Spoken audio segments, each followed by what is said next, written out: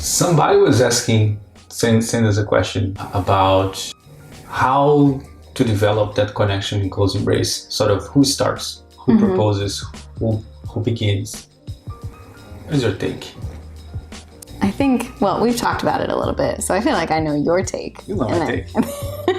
I do think it's like, it's different depending on whether you know the person well or whether you don't know the person well. So with people that I know well, like when I dance with you or when I dance with Ian or someone that I've danced with a million times, I feel like the conversation is so much of the conversation has happened in all those past dances that it doesn't feel anymore like either of us particularly choose. It's like something that just kind of happens in the moment. But I do think that, well, tell me your thoughts on dancing with someone maybe more for the first time and less somebody that you know super well.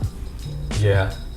My take on this is very much influenced by the other dances that I learned, and a lot from tango, in which you have the approximation being set by the follower being the person who will be responding to the invitations, responding to the suggestions of the leader. The follower gets to choose how they're going to answer those questions.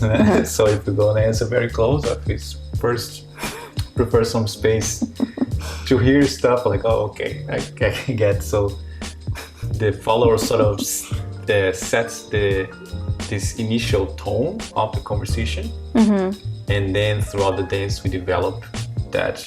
But for me, definitely the follower sets the tone.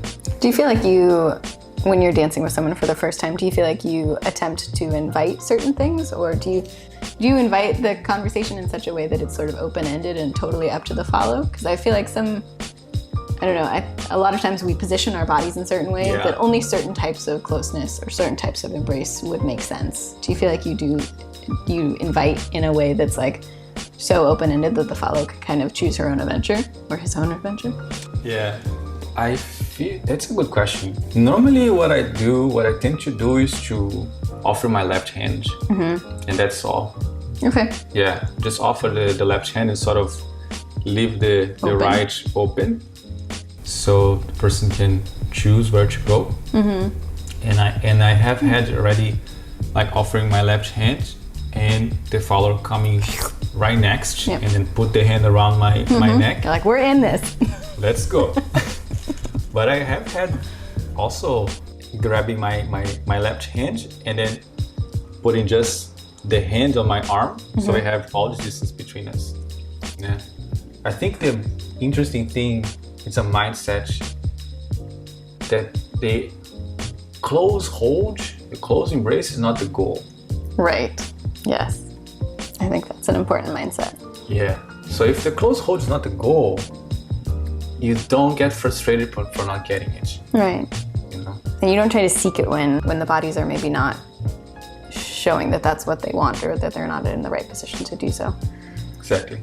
So I feel like having this open body, but also open mindset about that the goal is the experience, the goal is the dance, you know? Yeah. But if we just learn that comfort is close embrace, or connection is close embrace, you know, or intimacy is close embrace, right? Then we're sort of setting ourselves up for failure, or for dances that are probably not going to be super comfortable, or maybe even not super like consensual in certain ways. Yeah, because it becomes like, oh, I'm not getting there. What is wrong with me? You know, or from the follower side, I'm not comfortable. Should I be? You know. Yeah. So I feel like neutral is a good point, with the follower going first. Yeah. So neutral invitation, follower chooses where they want to be. Exactly.